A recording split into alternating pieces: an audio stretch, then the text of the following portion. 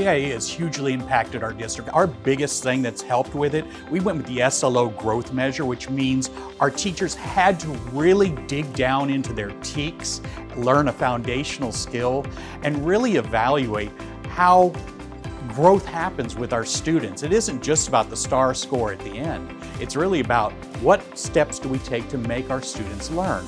Instead, what's happening now is teachers are asking pointed questions from the rubric themselves. So they are improving their instructional practice, not only with the data, with the instructions, and it's making our administrators much more important as instructional leaders on their campuses.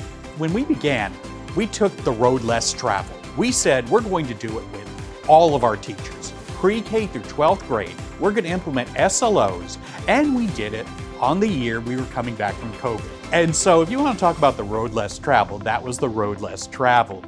We spent a ton of time training our teachers. I pretty much think on the days we were training teachers, Region 1 might have been empty on those days, just because we used so many of their presenters.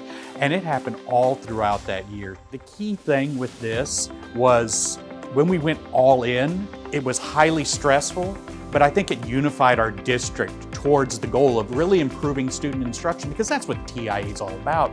Yes, we want to reward teachers, but ultimately it's rewarding the students. We've always said Mission CISD has amongst the best teachers in the entire state. And every one of our teachers know that we don't say there's only a certain amount who are going to get designated, and if you didn't get designated, too bad. Every year we look at the data and say, you know what? We have a new group who needs to be designated. Every year we've designated more teachers. So even if they don't get it one year, they know they might get it the next year. And I think that's really key, to understand that maybe it didn't happen this year, but it can happen next year. And I think that's important. And since we're in our third cohort, it's become part of the culture now. And I think that is probably the most important thing. And we had to go through our growing pains, but we've gotten to the point now where I think we've gotten over that. And ultimately, because we involve every single teacher, we're one mission. The most important thing to realize when implementing this program is that it is complex. Sure, you think paying out money, easy, we can pay out money. No, there's a huge amount of complexity involved with it. And so no one person, even in our largest districts, even if you have a team at the largest district, will probably be able to absorb it all, especially if you're just beginning on the journey.